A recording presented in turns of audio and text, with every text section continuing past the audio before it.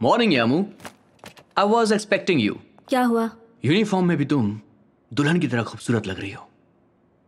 Station से जो hair samples आए थे उन्हें टेस्ट कर लिया। मर्डर स्पॉट पे जो हेयर सैंपल मिला था उसका डीएनए तुम्हारे भेजे हुए हेयर सैंपल के डीएनए से परफेक्टली मैच होता है। मैं तुम्हें खुद कॉल करके बुलाने वाला था, लेकिन जब फर्स्ट सैंपल का डीएनए टेस्ट हुआ उसके बाद जस्ट फॉर फॉर्मेलिटी दूसरे सैंपल्स के डीएनए को भी मैंने टेस्ट किया। ट्विस्ट अब आएगा। जो सैंपल हमें स्पॉट पे मिला था उससे सिर्फ पहले सस्पेक्ट का डीएनए ही नहीं, दूसरे वाले सस्पेक्ट का डीएनए भी परफेक्टली मैच हो रहा है। सस्पेक्ट दो हैं क्या? हाँ। दोनों एक दूसरे की कार्बन कॉपी हैं? यस। डीएनए भी एकदम सेम है, इसका मतलब तुम्हारी कस्टडी में जो दो लोग हैं वो आइडेंटिकल ट्विंस। सिद्धार्थ के पैदा होने के 15 सेकंड बाद मैं पैदा हुआ। बाप बेटे का डीएनए भी एक जैसा नहीं होता, तो फिर इन दोनों का? बिल्कुल सही। सिर्फ बाप बेटे ही नहीं, नॉर्मल ट्विंस भी होते हैं तो उनका डीएनए सेम नहीं होता है। बट आइडेंटिकल ट्विंस एक ही अंडे में फॉर्म हुए दो अलग जीव होते हैं। तो जैसे जेरॉक्स कॉपी बिल्कुल सेम टू सेम होती है, वैसे इनका डीएनए भी एज इट इज मैच हो रहा है। सो फाइनली अब ये एविडेंस किसी काम का नहीं है। फोटो एविडेंस को देखकर लगा था कि केस क्लोज हो जाएगा, फिर एक जैसे दो लोग मिले। इतना टॉर्चर किया फिर भी कोई नहीं माना। और डीएनए से बढ़कर और क्या हो सकता है? लगा कि केस सॉल्व हो गया, लेकिन अब ये। ए, डोंट वरी, एक और ऑप्शन है। वो क्या है? फिंगरप्रिंट्स। आइडेंटिकल ट्विंस होने पर भी डीएनए सेम हो सकता है, लेकिन फिंगरप्रिंट्स अलग अलग होते हैं। क्राइम सीन को हमने अच्छे से देखा था, कुछ होता तो भेज देते। तुम लोगों ने कैसे ढूंढा होगा मुझे पता है। अब जा, इस बार मैं खुद क्राइम सीन में एंटर करूंगा। पॉइंट ऑफ एंट्री कहाँ है? वहां।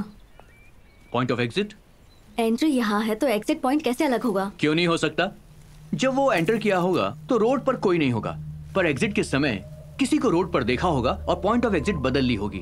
हो सकता है कि वो यहां से गया हो और हमें जो फिंगरप्रिंट्स चाहिए वो यहां पर हों। ग्लव्स।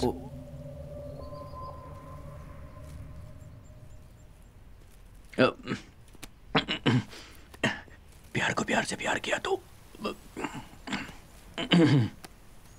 प्यार को प्यार से जब प्यार किया तो प्यार से हुए प्यार में प्यार के साथ जिंदगी बिताना असली प्यार कहलाता है। How is it Yamu? बेकार है ना? एकदम बकवास है ना? मुझे पता ही था। एक्चुअली वो इसने लिखा है। मैंने कहा था ना किसी को पसंद नहीं आएगा। Outdated fellow. यामिनी, एक tricky question. Marriages are made in heaven. भारतीय मैट्रिमोनियल.com। तुम्हारी खूबसूरत प्रोफाइल को मैंने पहली बार वहीं देखा। I know you are blushing. Murder तो ऊपर ही हुआ है, लेकिन वो भाग कर नीचे ही गया है। No clue. Point of entry point of exit होने से क्या फर्क पड़ता है? सिर्फ नीचे से ही क्यों, कहीं से भी भाग सकता है। करेक्ट। तुम्हारा पॉइंट ऑफ व्यू फॉलो करना बेटर है। ये तो बेसिक सेंस है, कम से कम इतना तो पता होना चाहिए। पहले तो ठीक से कॉफी बनाना सीख ले, उसके बाद एडवाइस करना। कब लेकर जा? ब्लडी इंटर्न फॉरेंसिक में मुंह उठाकर चला आया। ये तुम क्या कर रहे हो? यामू, एज पर दी फॉरेंसिक्स इस स्पेसिफिक केस को अगर पुलिस ही हैंडल करे तो ये केस सॉल्व हो सकता है। कथा कहीं का। मुझे इसने नहीं बोला होगा। तुम्हें ही।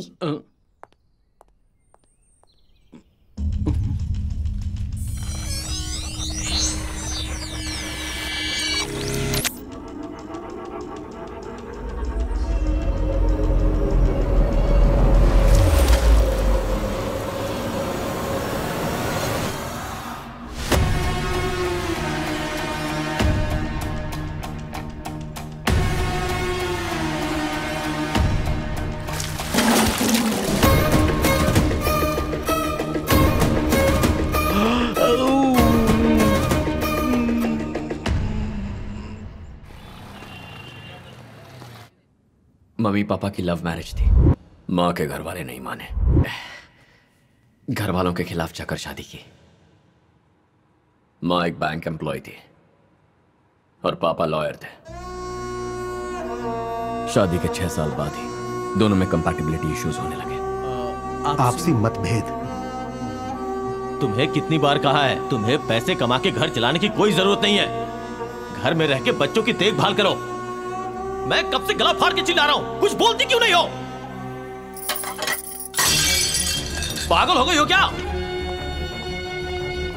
तुम डिवोर्स क्यों लेना चाहती हो? एक बार अच्छे से सोच तो लो भारती। पहले ही 100 बार सोच चुकी हूँ। मुझे नहीं लगता कि अब मैं अपना फैसला बदल पाऊंगी। अब सोचने का कोई फायदा नहीं। पापा के पास में, मम्मी के पास में।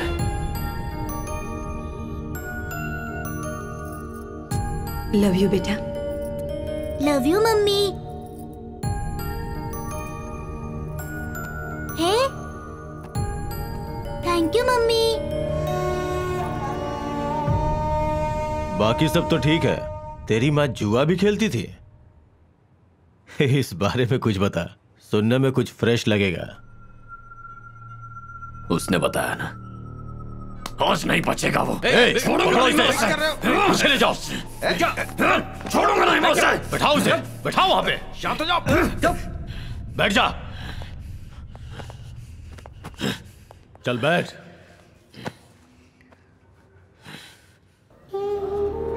इतने मर्दों के बीच में क्लब में जाके जुआ खेलना कोई मामूली बात है क्या?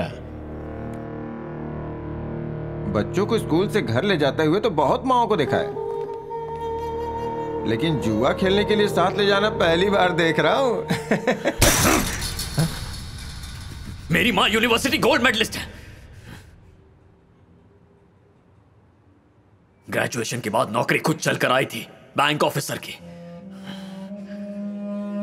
अगर कोई जरूरतमंद हमारे घर आता तो मेरी मां हर मुमकिन मदद करती।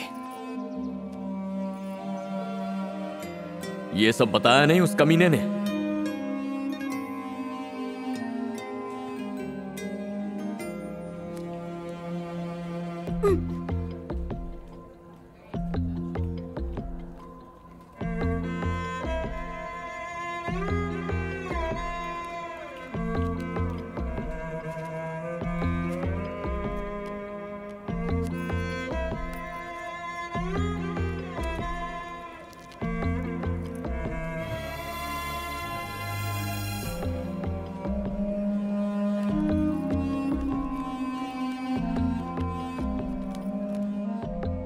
माँ को उसकी लत कब लगी मुझे और पापा को समझ में नहीं आया। ना समझने वाली कौन सी बात है? शादी के बाद मेरी माँ की लाइफ बर्बाद हो गई। दर्द, गुस्सा, इन्हें औरत और मर्द में फर्क नहीं पता। तुम में से ऐसा कौन है जो रिश्वत के पैसों से अपने बच्चों को चॉकलेट नहीं खिलाता? तो तुम्हारे बच्चे तुम्हें पापा बुलाना बंद कर देंगे।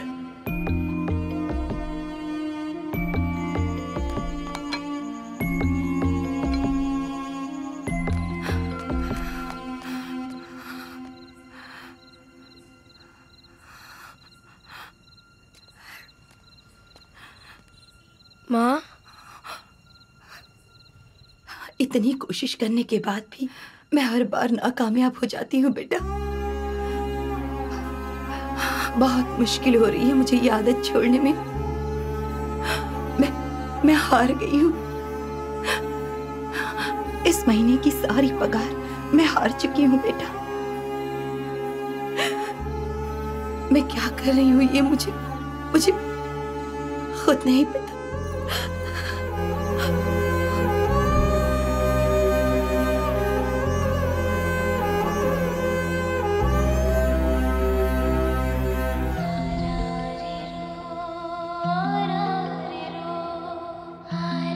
तुम आकाश का केस छोड़कर हमारे गड़े मुर्दे क्यों उखाड़ रहे हो? जो काम करना है वो करो ना। सिद्धार्थ कंपल्सिव लायर है, झूठ उसकी जुबान पर होता है। जितना दिखता है उतना सीधा नहीं है। एक साल साइकियाट्रिक ट्रीटमेंट के लिए गया था। बताया क्या? क्यों बताऊंगा? थाने के हॉस्पिटल में फोन करके पूछ लीजिए। 2006 जून से 2007 जून तक 1 साल के लिए हॉस्पिटल में कौन था, वहां ट्रीटमेंट किसने ली थी, वो सब बता देंगे।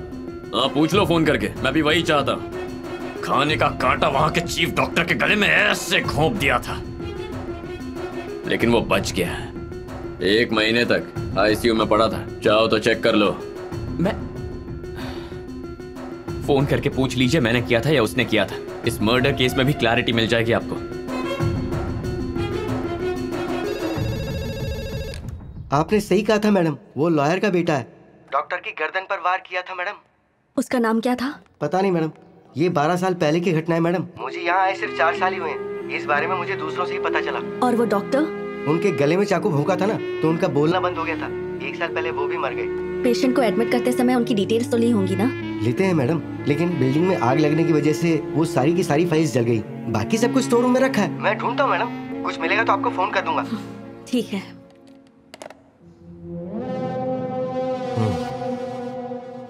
इतना काफी है। हाँ बोल। मैं बहुत परेशान हूँ सारथी, कुछ समझ में नहीं आ रहा है। अरे मैं तेरा ही काम कर रहा हूँ। एक सुराग मिला है मुझे, थोड़ा टाइम लगेगा, मैं बाद में फोन करता हूँ।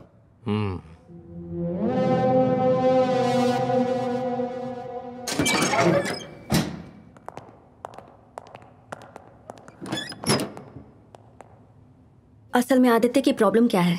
माँ के मरने के बाद घर आने से पहले वो ऐसे ही बन गया था, हद से ज्यादा गुस्सा, डिस्टर्ब, फ्रस्ट्रेटेड। समझ नहीं आ रहा था क्या हुआ। तुम्हारी माँ की मौत कैसे हुई? जॉन्डिस, पापा ने बताया था। तुम्हारी माँ की मौत कैसे हुई? जॉन्डिस।